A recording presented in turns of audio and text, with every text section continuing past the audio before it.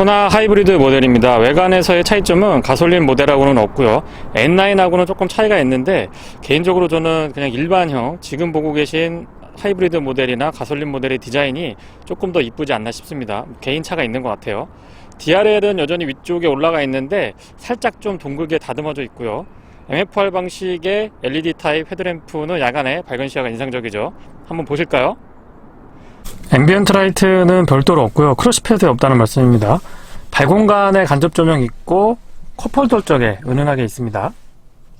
DRL만 점등되어 있는 상태고요. LED 타입이라 이것도 나름 밝아요.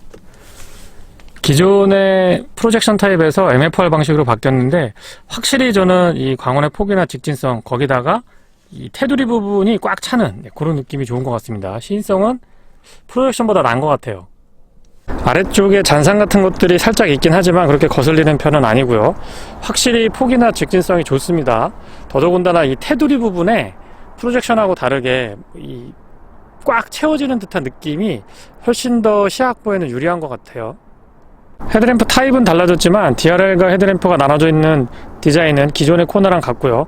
아래쪽에 N9에는 안개등이 생략이 됐는데, 하이브리드 모델과 가솔린 모델에는 아래쪽에 안개등도 있습니다. 아웃사이드 미러에 커버 끝쪽에 LED 방향지시 등 갖춰져 있고요. 광원의 폭이 조금 좁지 않느냐라고 이야기하시는 분들이 계신데, 뒤에서 이렇게 보니까 막 넓다라고 할 수는 없습니다. 근데 그렇다고 막 시야가 어둡다라고 할 정도로 좁으냐, 그런 건 아니고요. 직진성이 답보가 되니까 뭐 수긍할만 할 정도 되는 것 같죠. 브레이크 등과 방향지시 등이 나뉘어져 있고요. 특히나 방향지시 등은 위에 하단부의 마무리도 약간 이 송곳니를 뾰족 드러낸 어떤 맹수 같은 느낌도 연상을 해주는데, 전반적으로 느낌이 좀 동글동글하면서 착한 모습을 유지하고 있습니다. 전면부 그릴은 하이그로시 재질로 조금 듬성듬성하게 있으면서 큼직하게 자리 잡고 있고요. 아래쪽에 지금 보니까 안개등이 눈에 띄네요. 보통 헤드램프가 좀 밝아지면 안개등을 생략하는 게 일반적인데, 최근 트렌드에서도 놓치지 않고 또 안개등도 잘 챙겨주고 있습니다. 제 기억에 N9은 안개등이 아마 생략된 걸로 기억을 하고 있고요. 측면부 바디라인을 보면 앞쪽에서 봤을 때보다는 확실히 좀 앙증맞은 느낌이 있습니다.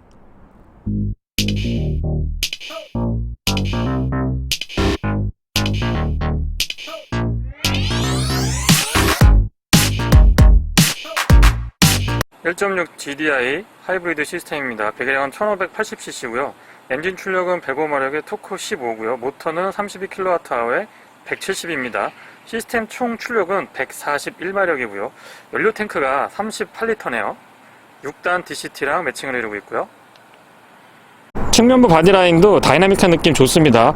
특히 휠베이스도 넉넉한 편이고, 뒤쪽에 오버행이 짧다 보니까 약간 돌격형 같은 이미지가 있습니다. 언뜻 보면 좀 꾸러기 같아요. 스냅백 느낌도 있습니다. 휠 타이어는 18인치 사양인데요.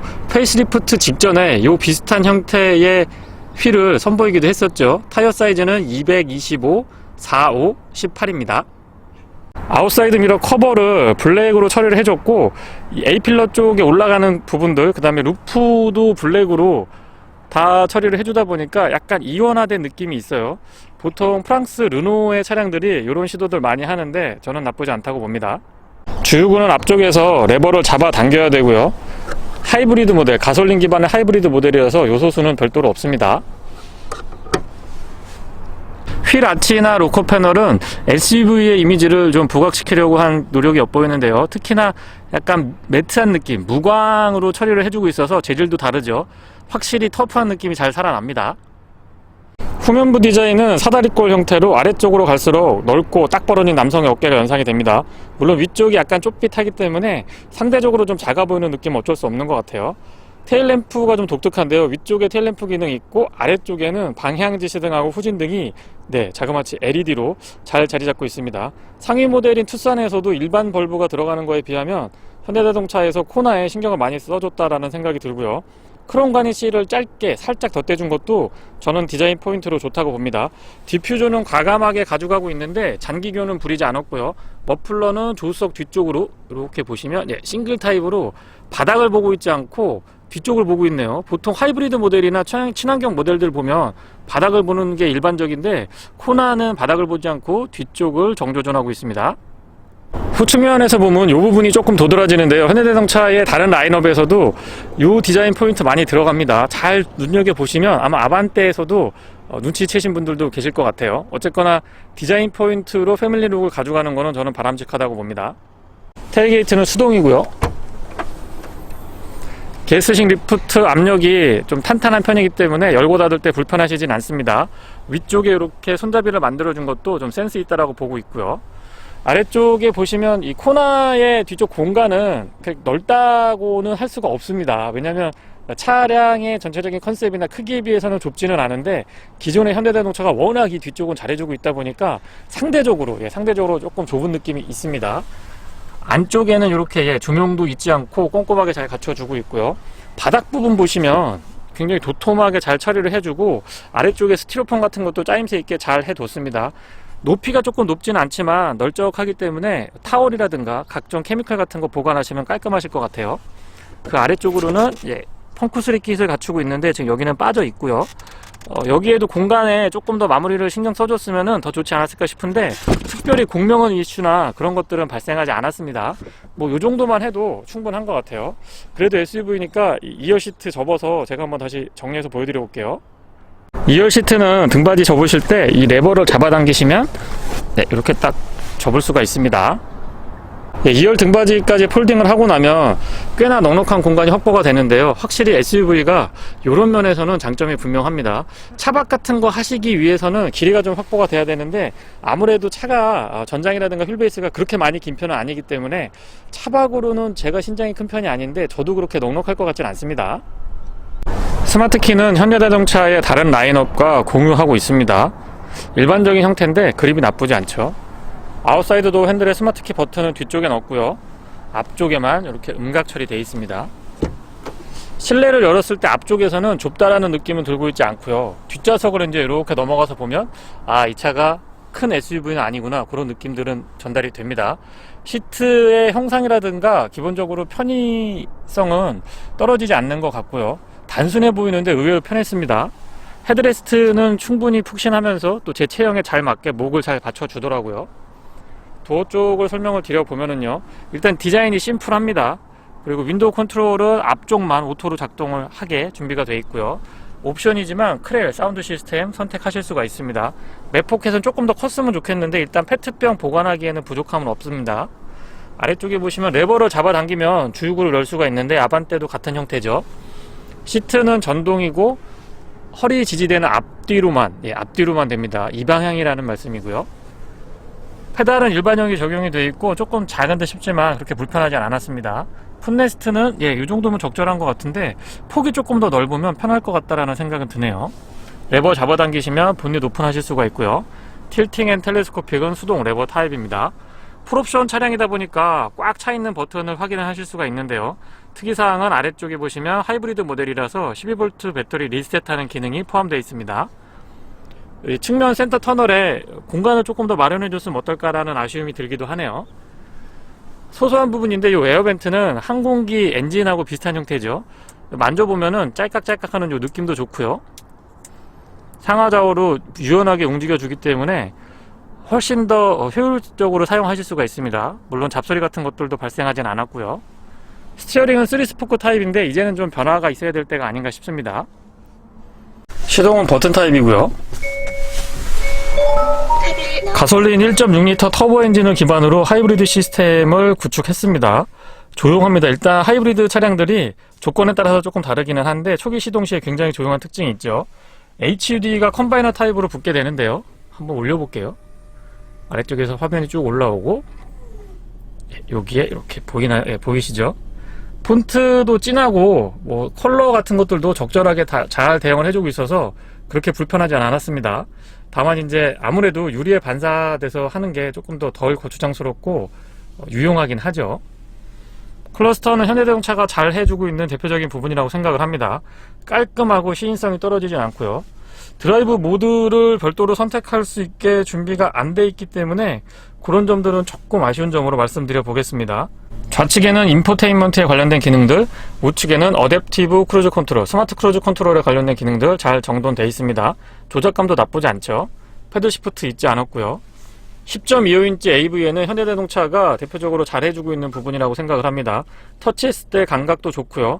안드로이드 오토, 애플 카플레이 모두 다 연동이 됩니다. 하이브리드 모델이라서 이 하이브리드 전용 메뉴가 있는데요. 평균 연비, 모터의 사용량, 그리고 에너지 흐름도 같은 것들 한눈에 보기 좋게 잘 보여주죠. 맵은 현대자동차가 잘 해주고 있기 때문에 더 이상 말씀드리지는 않겠습니다. 비상등 스위치는 가운데 위치하고 있고 조작감도 나쁘지 않네요. 에어벤트는 살짝 작은데 싶지만 기능상의 부족함은 없었고요. 아래쪽에 보시면 푸시타입 버튼하고 다이얼이 혼합되어 있는 형태의 공조장치 컨트롤을 만나시게 되는데 모니터까지 포함하고 있어서 저는 요거는 사용하기 굉장히 좋았다라는 점 다시 한번 강조드리고 싶어요. 소소한 부분이지만 또 SUV다 보니까 뒤쪽에 안전벨트를 매고 있는지 안 매고 있는지도 모니터링 하실 수가 있죠. 피아노 건반 타입까지는 아닌데 푸시타입 버튼을 약간 이렇게 틀어놨기 때문에 이렇게 보시면 각도가 조금 있죠. 그래서 운전석에 앉아서 이렇게 내려다볼 수 있고 편안하게 작동하실 수가 있습니다. 공기청정 기능도 추가가 됐어요. 그 아래쪽으로는 12V 파워 아울렛, USB 충전 단자 각각 잘 마련이 되어 있고 커버링도 깔끔합니다. NFC를 포함하는 스마트폰 무선 충전도 지원을 해주는데 여기 구멍이 듬성듬성 있는 거는 발열을 효율적으로 관리하기 위해서입니다. 미션 반응도 나쁘지 않고요. 이 체결감 같은 것들도 제법 괜찮은 편이죠. 열선하고 통풍 시트는 각각 3단으로 조절하실 수가 있습니다. 스티어링 열선도 있지 않았네요. 후방 카메라 이쪽에서 한번 켜볼까요? 화질이 조금 더 좋았으면 싶습니다. 가이드 라인 같은 것들은 핸들 꺾어보면은 비교적 유연하게 잘 대응을 해주는데 화질 자체가 좀 개선됐으면 싶고요. 뒤쪽으로는 전자식 파킹 브레이크 오토 홀드, 빛이 비치나요? 전자식 파킹 브레이크 오토 홀드 갖추고 있고 수납 공간이 여기 있는데 이것도 나름 또 유용하게 쓰실 수가 있어요. 스마트폰이나 지갑 같은 거 거치하시면 참 좋습니다. 컵홀더는 오픈 타입으로 2개고요. 센터 터널이 약간 낮은 편이기 때문에 암레스트가 상대적으로 좀 올라왔죠. 약간 작은데 싶고 이런 마무리는 괜찮고요. 안쪽에 공간은 깊이가 있어서 나름 사용하는데 불편함은 없습니다. 좀 더 넓으면 좋겠고 조명은 추가해 주셨으면 하고요. 조수석 수납 공간은 잡아당기는 방식이고 딱 적당한 것 같아요. 길이라든가 높이 모두 괜찮습니다. 선바이저 내려보면 이 거울을 열었을 때 불이 자동으로 들어오는 방식은 아니고요. 위쪽에서 이렇게 눌러서 온오프로 하실 수가 있는데 저는 이게 나은 것 같아요. 왜냐하면 이 거울 커버랑 연동을 하게 되면 무조건 불이 들어오거든요. 근데 그거보다는 그냥 거울만 보고 싶을 때도 있고 조명을 더 하고 싶을 때가 따로 있기 때문에 선별적으로 쓰시는데 조금 더 유리하지 않나 싶어요. 뒷좌석입니다. 유리는 오토가 아니고요. 수동이고 대신 끝까지 깔끔하게 잘 내려오네요. 열선 스위치는 2단으로 조절 가능하고요. 바닥은 비교적 평평한 편이기 때문에 뒷좌석이 그렇게 넓은 건 아니지만 가운데 사람이 앉아도 많이 불편하지는 않습니다. 시트는 형상이 그렇게 나쁘진 않은데요. 등받이가 조금 더 길었으면 하는 생각이 있고요. 헤드레스트는 적절하게 잘 대응을 해줍니다. 폴딩은 가능한데요. 여기서 레버 잡아당기시면 폴딩은 가능한데 등받이 각도 조절은 별도로 안됩니다. 암레스트는 여기서 잡아당기시면 되고요. 컵홀더 2개 오픈 타입으로 갖춰주고 있습니다. 그래도 SUV인데 뒤쪽에 에어벤트 있으면 조금 더 좋을 것 같긴 하죠. 아래쪽으로 스마트폰 충전 단자를 마련을 해놨는데 이런 거는 센스 좋다고 보고요. 옆에 또 수납 공간도 있지 않았네요. 워크인 스위치, 이제 코너에도 워크인 스위치가 들어갑니다. 이게 없었을 땐 모르는데 한번 사용해보면 그 다음부터 없으면 좀 불편한 것 같아요. 저는 키가 작기 때문에 뒤쪽에 이렇게 타봐도 지금 의자가 뒤로 많이 물러나와 있거든요. 그래도 무릎 공간 같은 것들 주먹 하나는 여유가 있고요. 발 공간은 높이가 있어서 그렇게 불편하지는 않았습니다. 전체적으로 디자인은 깔끔한 편이고 좌우 대칭형입니다. 운전석 쪽으로 좀 틀어져 있거나 그러지는 않고요. 스티어링 휠은 이제 조금 변화가 있었으면 어떨까 싶어요. 코나 하이브리드 모델을 시승하고 있습니다. 먼저 자동차 전용 도로에서 시승을 좀 해볼 텐데요. 일단 연비 부분을 보여드리면은요. 공연비가 17.4로 기억을 하고 있고 도심에서는 약 18km대, 고속도로에서는 16km대로 알고 있는데 화면이 작게 보이실 것 같은데 지금 도심에서 운행을 하다가 자동차 전용도로로 넘어왔는데 연비는 22.5km를 가리키고 있습니다. 코나 하이브리드랑 투싼 하이브리드, 물론 가격 차이도 많이 나지만 연비 측면에서는 확실히 코나가 좀 우위에 있다라고 생각을 합니다. 참고로 지금 타이어 공기압은 38에 맞춰놨는데요. 약간 공기압을 좀 높여놨죠. 어쨌든 20km 이상의 연비는 자동차 전용 도로에서 그렇게 신경을 많이 안 쓰셔도 어렵지 않게 확인하실 수가 있습니다. 코너링 같은 거 해봐도 앞쪽에 맥퍼슨 스트럿, 뒤쪽에 멀티링크의 조합인데요. 나름 잘 버텨줍니다. 좀 뭐라 그럴까요? 다이나믹하게 움직일 수 있고 기동성이 좋고 가볍고 부담이 없는 그런 느낌이 있는데 도심 주행에서도 좀 편안하게 탈 수 있었고요. 자동차 전용 도로에서도 차량 크기가 그렇게 크지 않지만 탄탄하게 잘 받쳐주기 때문에 편안합니다. 소소한 기능이지만 터널 같은 데 들어갈 때는 공기청정 기능이 연동이 돼서 외기순환하고 내기순환을 자동으로 제어해주는 이런 고급 옵션들도 포함이 되어 있습니다. 시야는 시트 포지션이나 이 시야 자체가 그렇게 나쁜 편은 아니고요. 아웃사이드 미러는 높이는 그렇게 높은 게 아닌데 폭이 넓기 때문에 적절한 시야 확보해주고 있습니다. 블라인드 스팟은 아웃사이드 미러 커버 끝쪽에서 표시를 해주고 있고요.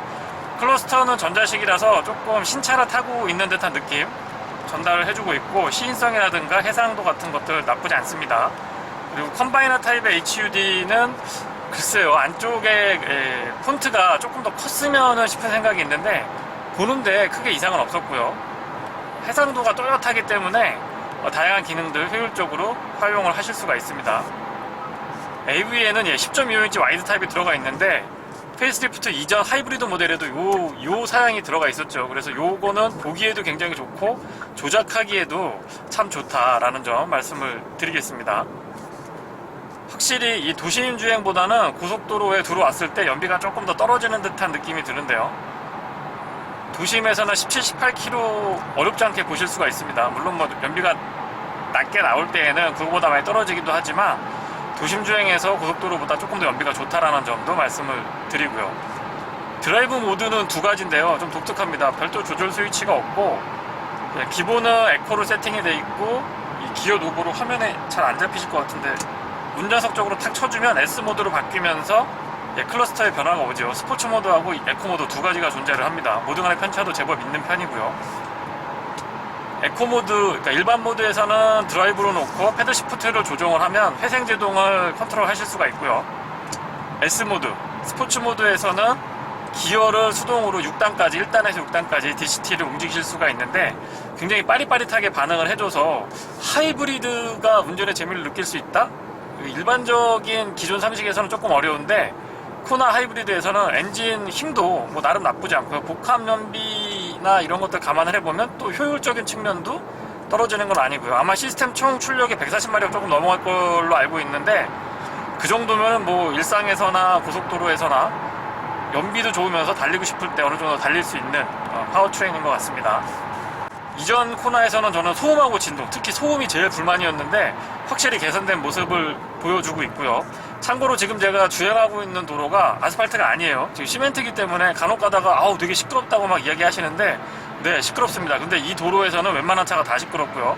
아스팔트 도로가 아니기 때문에 감안해서 들어주셨으면 합니다. 앞쪽에 살짝 아스팔트가 깔리는데요. 네, 여기 오면 다시 조용해지고요.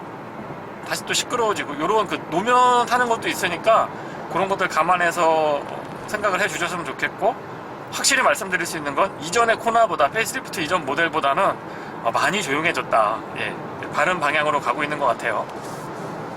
사운드 시스템은 옵션으로 크렐이 선택이 되어 있는데요. 잠깐 한번 들어보면은요.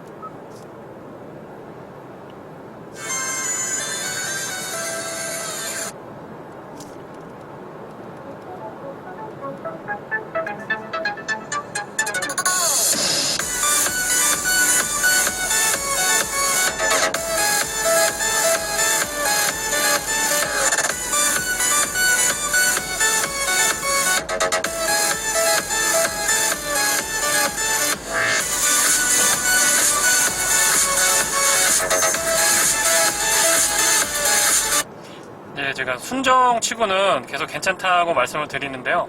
저같이 맡긴 사람들은 그냥 일반 사운드에 비해서 크렐 정도만 사실 옵션으로 선택을 하셔도 사뭇 다른 느낌들 확실히 느끼실 수가 있습니다. 특히나 중저음 때도 조금 탄탄한 느낌이 들고 고음대에서 약간의 찰랑거리는 느낌도 전달이 돼서, 물론 이제 더 프리미엄급으로 올라가서 비교를 해보면 그런 오디오에 비해서는 약간의 소리가 뭉치는 것 같기도 합니다만, 어쨌거나 이 정도면은 저는 뭐 일반인 입장에서는 옵션에 지불한 비용 대비 괜찮은 음질을 경험하실 수가 있어서 추천을 드립니다.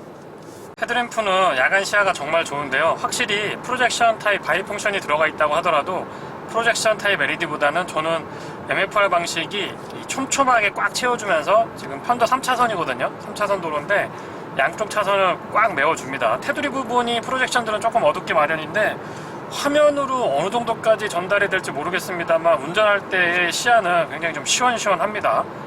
오토모드를 지원을 해주고 있는데, 글쎄요, 이게 완전히 어두운 국도가 아니라면 사실상 그렇게 유용하다라고 볼 수는 없습니다. 그리고 웬만큼 가로등이 있고, 또 고속도로는 반사판 같은 것들이나 앞차의 테일램프에 이 광량이 조금 있기 때문에 그렇게까지 자주 움직이지는 않는 것 같아요. 드라이브 모드가 좀 독특합니다. 에코 모드하고 스포츠 모드가 있는데요, 별도의 드라이브 모드 버튼은 없고 기어 노브를 그냥 일반적으로 두면 에코 모드가 작동을 하고요. 지금 클러스터는 속도 연동으로 해놨기 때문에 이런 식으로 변경이 됩니다. 이 상태에서 기어를 수동, 여기 보면 S라고 표시가 되어 있는데 실내 설명 드릴 때 제가 언급 한번 드렸었는데요, 기어를 탁 운전석 쪽으로 왼쪽으로 탁 쳐주면 스포츠 모드로 전환이 되면서 오른쪽 실린더에 에코 모드 게이지가 아니고 일반적인 RPM 게이지가 뜹니다. 참고로 6단 DCT를 채택을 해주고 있는데 시속 100km는 약 2000rpm에서 구현이 됩니다. S 모드에서 지금 RPM 게이지를 볼 수 있기 때문에 그런 게 아닌가 싶은 생각이 드는데, 체감상 에코 모드에서는 한 1750에서 1800 정도에서 구현이 되는 이제 그런 느낌이 들기는 하더라고요. 어쨌거나 6단 DCT는 경제적이기도 하지만 또 운전의 재미도 어느 정도까지는 보장을 해줍니다. 그리고 DCT 미션 특유의 그 울컥거림이라고 그럴까요? 저속에서 이렇게 반클러치 돼가지고 밀리는 이 슬립 나는 듯한 느낌은 여전히 남아있는데, 이전에 비하면 이 직전에 나왔던 파워트레인 다른 차량들의 몇 대가 적용이 됐었죠. 그 하이브리드 시스템에 비교를 해보면 많이 개선됐다는 느낌을 받습니다. 6단 DCT는 저속 구간에서의 그 울컥울컥 하는 느낌도 많이 개선을 했고요. 아마 이 스타트 할 때 팍 붙어서 가게끔 해서 이 반클러치 쓰는 듯한 이 미끄러지는 이런 느낌들을 좀 제어를 한 것 같습니다. 그래서 부담이 없고, 고속도로에서는 뭐 달릴 때는 아무튼 DCT가 확실히 좋은 것 같아요. 좀 뭐라 그럴까요, RPM을 떨어뜨리지 않고 착착착 치고 올라가는 그 기계적인 느낌이 상당히 좀 매력 있죠. 스마트 크루즈 컨트롤은 조향까지 연동이 되고요, HDA가 포함되어 있어서 고속도로에서 사용해 보시면 너무 편하죠. 구간 단속 구간이라든가 과속 단속 구간을 알아서 감지해 주니까 안전운전에도 도움이 되고, 또 과태료 끊을 일이 없어요. 그래서 스팟성으로 나오는 단속들은 피할 수가 없지만 어쨌든 기존에 카메라가 있는 그런 부분들은 잘 체크를 해줘서 너무 편한 것 같습니다. 감속하고 가속 부분도 부드럽게 잘 작동을 해주고요. 조향 보조는 반자율 주행까지 가능한데, 이 친구가 하드웨어나 소프트웨어는 제가 시승할 때마다 계속 얘기합니다. 충분합니다. 한 5분 10분 이상, 그 이상도 달릴 수가 있는데 지금 현행 법규상 아마 한 1분 2분이 안 되는 것 같아요. 조금만 주행하면 바로 핸들을 잡아달라고 이렇게 뜨는데, 이런 부분들은 이 도로 여건을 GPS로 체크를 해서 여러 가지 확인할 수가 있잖아요. 도로 여건을 감안을 해서 조금 좀 풀어주셨으면 어떨까 싶어요. 한 5분 정도?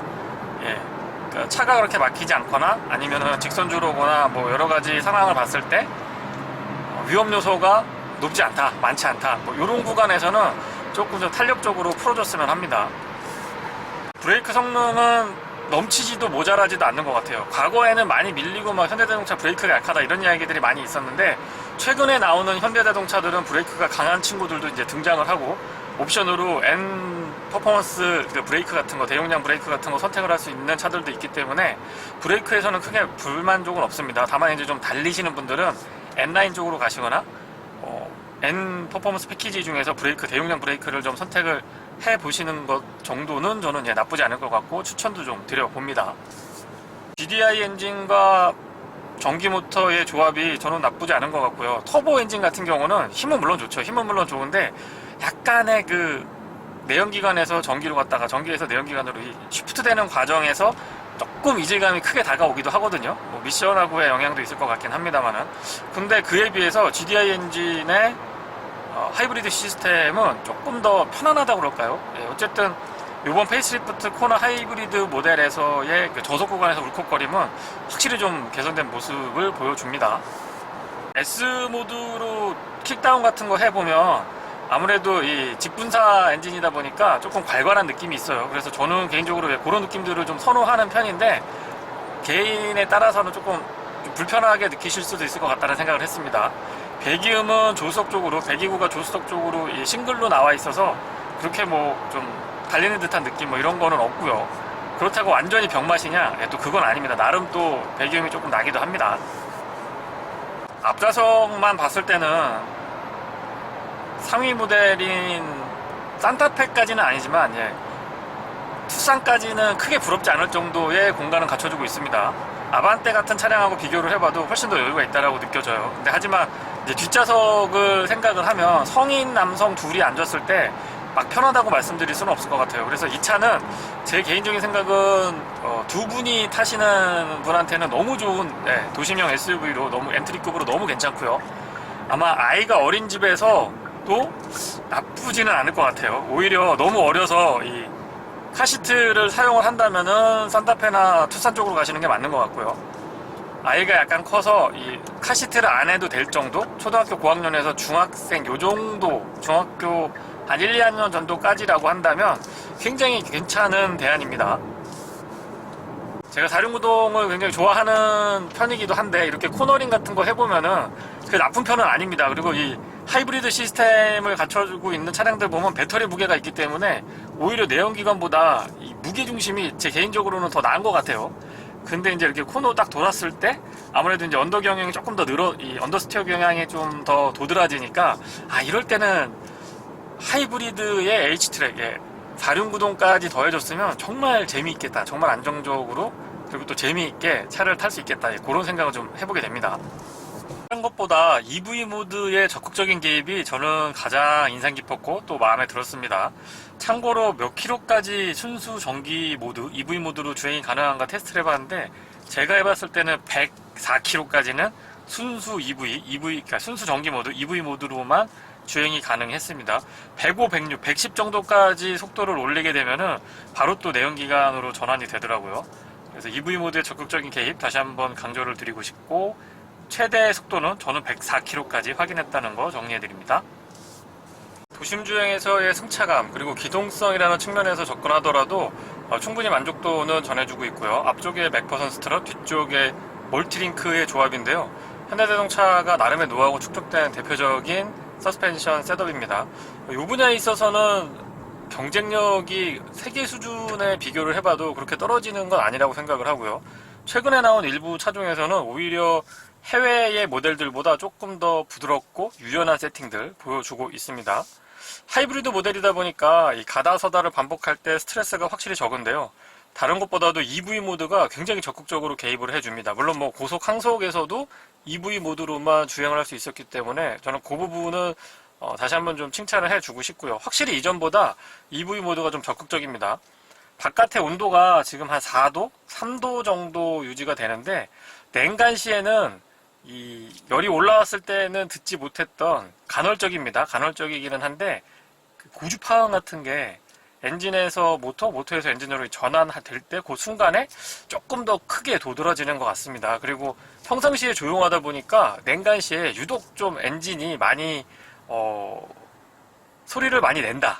이게 뭐 부드러운 엔진 사운드라고 표현하기는 조금 그렇고요. 박력 있는, 아니면 약간 거친 듯한 느낌의 소리를 냉간시에는 조금 들어야 된다라는 점도 전달을 드려보겠습니다.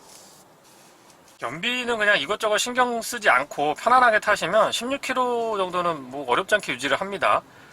도심에서 출퇴근 시간 가다서다 반복하고 정체 구간을 다니시더라도 두 자릿수는 떨어지지 않았고요. 최저 연비로 봤을 때는 12.3에서 13.4, 그 사이까지 왔다 갔다 하기는 했는데, 뭐 금방 15km, 16km 정도 유지를 해주니까 연비라고 하는 측면에서 본다라고 하면 저는 만족도가 높은 편이라고 생각을 합니다. 하이브리드 모델에 그 사륜구동이 더해지면은 좋았을 것 같은데요. 하긴 뭐 상위 모델인 투싼에서도 지금 하이브리드 모델에는 H트랙을 선택할 수가 없죠. 어쨌든 굉장히 좀 규모 있고 도심에서의 이 크기에 대한 부담도 적고요. 기동성 좋고 여러 가지로 이 운전이 좀 서투신 분들도 만족시킬 수 있고, 좀 심플하게 가시려고 하시는 분들, 너무 크거나 본인이나 뭐 두 사람이 주로 많이 출퇴근을 사용을 하신다거나 가까운 거리를 이용하시는 이런 분들한테 너무 좋은 선택지가 아닐까 싶어요. 패들 시프트는 에코 모드에서는 회생 제동을 단계별로 이렇게 조절할 수 있게끔 준비가 되어 있고요. 플러스 마이너스를 통해서. 그리고 S 모드로 전환을 했을 때에는 수동으로 기어 변속을 하실 수가 있습니다. 회생 제동을 사용을 했을 때는 브레이크를 거의 밟지 않아도 될 정도로 이 발끝 신공, 발끝 컨트롤만으로 차량을 멈추실 수가 있는데, 이것도 이제 잘 사용하시면 연비 측면에서 조금 더 도움을 받으실 수가 있어요. 저는 오히려 브레이크의 부담도 덜고 또 남는 전력을 사용을 해서 다시 또 차량이 운행할 수 있게끔 해주기 때문에, 하이브리드 모델을 선택하시는 분들은 이 회생제동은 조금 연습을 하시더라도 적응하시면 어떨까 싶습니다. 고맙습니다.